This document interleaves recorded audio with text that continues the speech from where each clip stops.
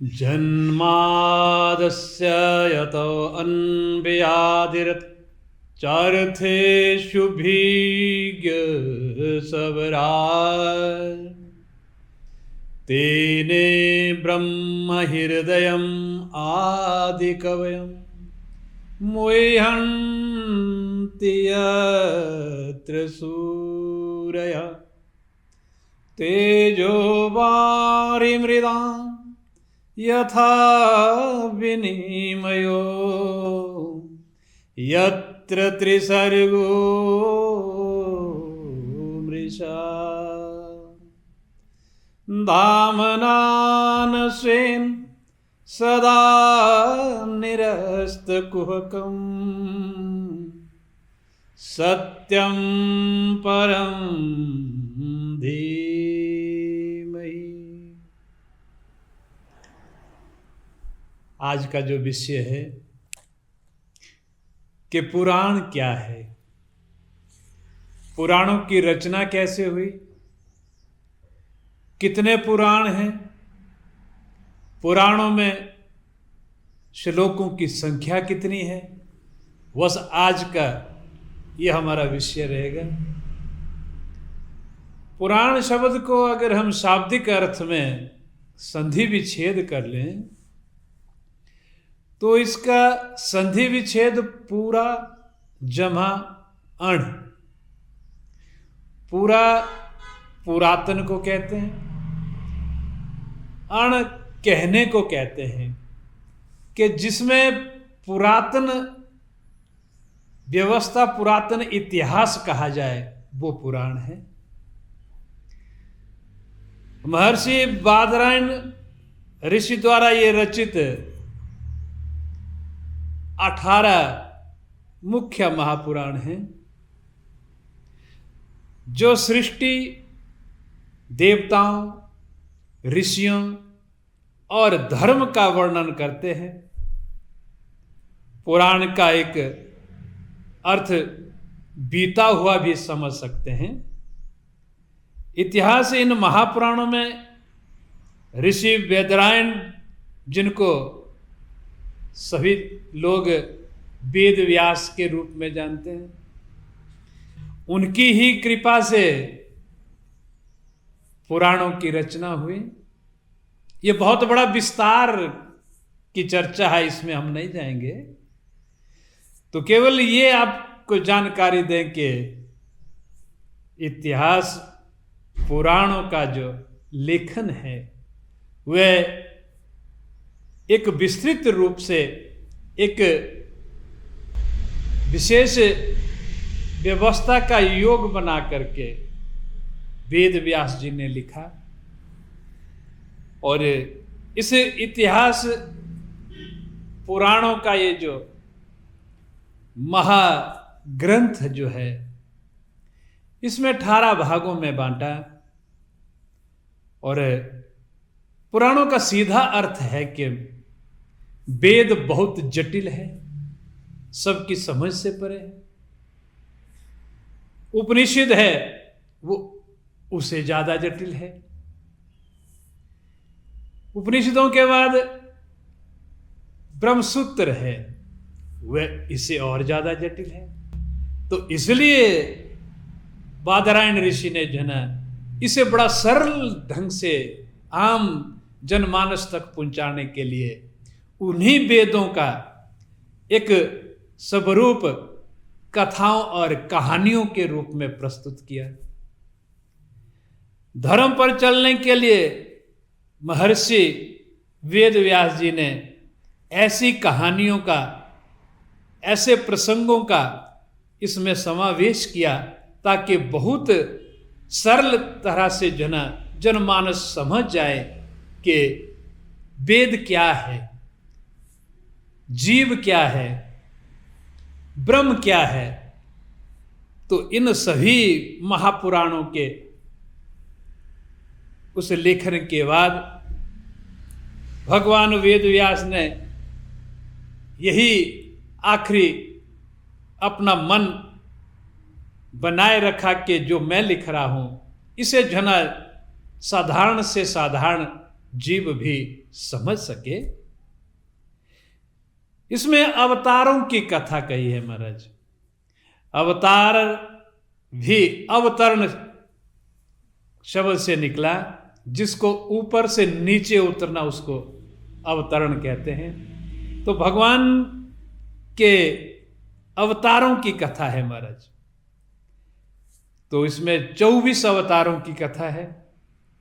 हमारे 18 महापुराणों के अंदर भगवान विष्णु से लेकर ब्रह्मा पर्यंत सभी शिव रुद्र संहिताओं के समावेश के साथ इन पुराणों को जो है भगवान ने रचना की है।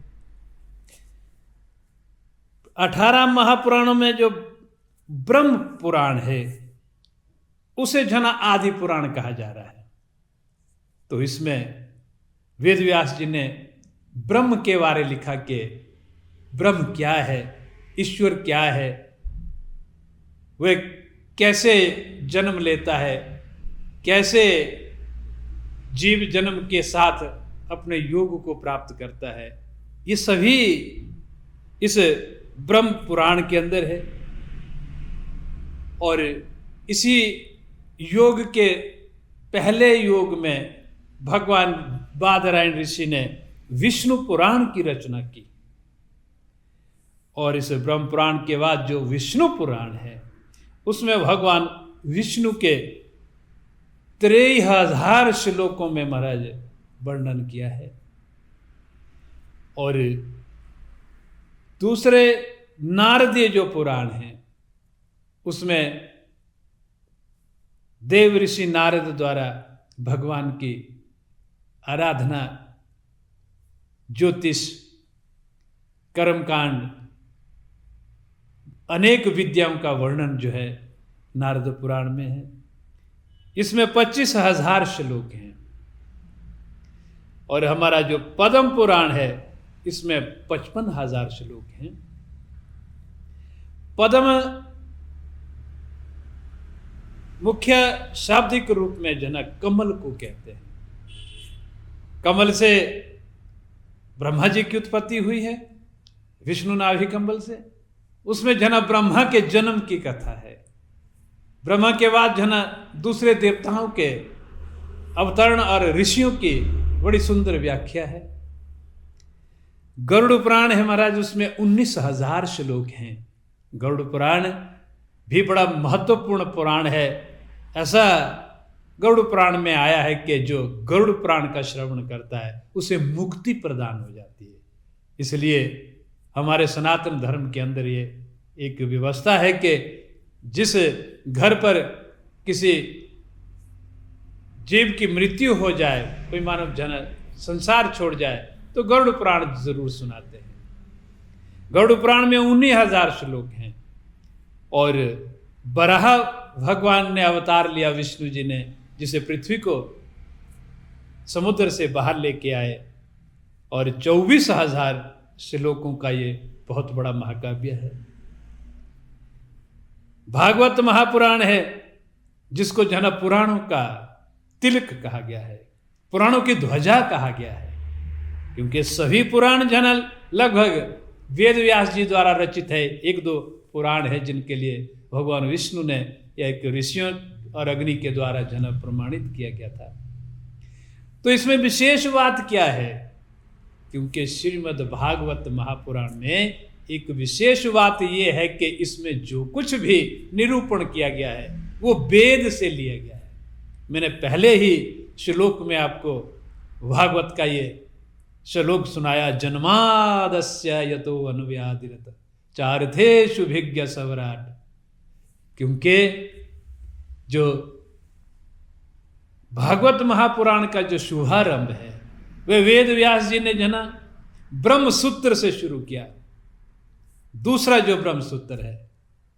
तो इसलिए ये उन्होंने संकेत दिया कि भागवत महापुराण के अंदर जो कुछ भी तुम्हें श्रवण करने को मिलेगा वह केवल वेद है। वेद के समावेश होने से जना भागवत महापुराण को जो है ना पुराणों का तिलक कहा गया है। हमारा ब्रह्मांड पुराण है, 12,000 श्लोक हैं। ब्रह्मवैवर्त पुराण है, 18,000 श्लोक हैं। मार्कंडेय पुराण थोड़ा सूक्ष्म पुराण है, जिसपे 9,000 श्लोक हैं। भविष्य पुराण है, 14,500 श्लोक हैं। वामन पुराण है, 10,000 श्लोक हैं। ब्रह्म पुराण है, उसमें भी 10,000 श्लोक हैं। और मत्स्य पुराण है, 14,000 श्लोक हैं। कूर्म पुराण है, 17,000 श्लोक हैं। लिंग पुराण है, उस पे 11,000 श्लोक हैं। वायु पुराण अर्थात जिसे अब शिव पुराण कहा जा रहा, उसमें 24,000 श्लोक हैं। स्कंद पुराण है, जो भगवान शिव के पुत्र के लिए समर्पित है। कार्तिकेय स्वामी के लिए ये स्कंद पुराण है, जिनका नाम एक स्कंद है। उसमें 81,100 श्लोक है। अग्नि पुराण है, 15,400 श्लोक है। तो भगवान वेद व्यास जी की कृपा से इस वेद का सूक्ष्म रूप से सार्वजनिक ज्ञान देने के लिए पुराणों की रचना की गई है। और यही हमारे 18 पुराण सनातन में मान्य हैं।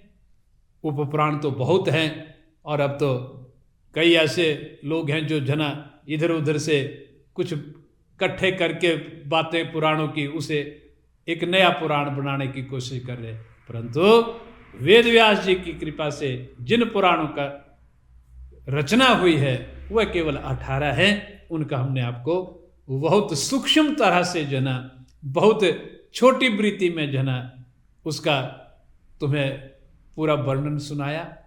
और भगवान वेद व्यास को शत शत प्रणाम।